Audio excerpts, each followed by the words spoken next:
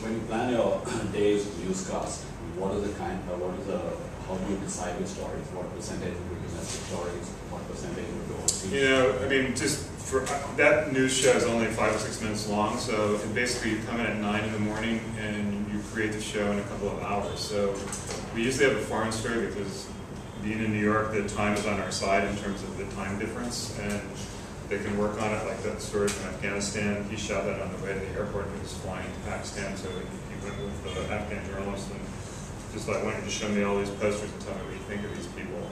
It's more opinionated than most of ours, but in this case, the journalist is very frustrated with politics in Afghanistan. And we had to get special dispensation to run that. Usually there's a big separation between editorial opinion and fact-based reporting at the New York Times. They're not even in the same floor. It's a totally different operation, the columnists and the straight journalism. So. But you see at any point any integration happening?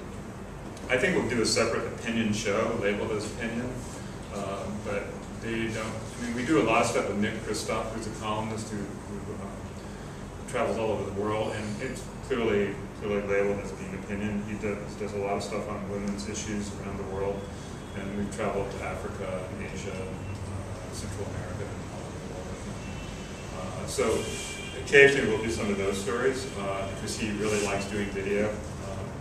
But a lot of the other print journalists, opinion columnists don't do video. Does travel. So basically you're working like two different newsrooms, completely different newsrooms? Yeah, they're separate. Yeah. And with no editorial coordination? There's some coordination, but they have separate editors for their content, and we have separate editors for the daily journalism and the fact-based reporting.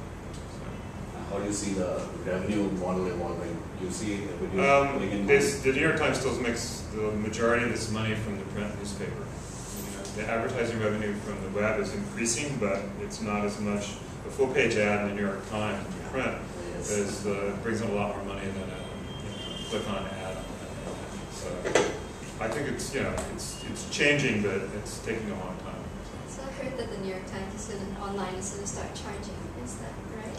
Yes, next year they're going to start charging, but after, I mean, you'll be able to watch 4 or 5 pieces for free, and then you'll have to pay.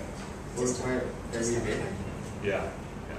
And then after you watch the 6th one, you have to register. Right now, I think you can watch as many as you want free. I don't know. So I subscribe to the print newspaper, so I'm allowed to go on.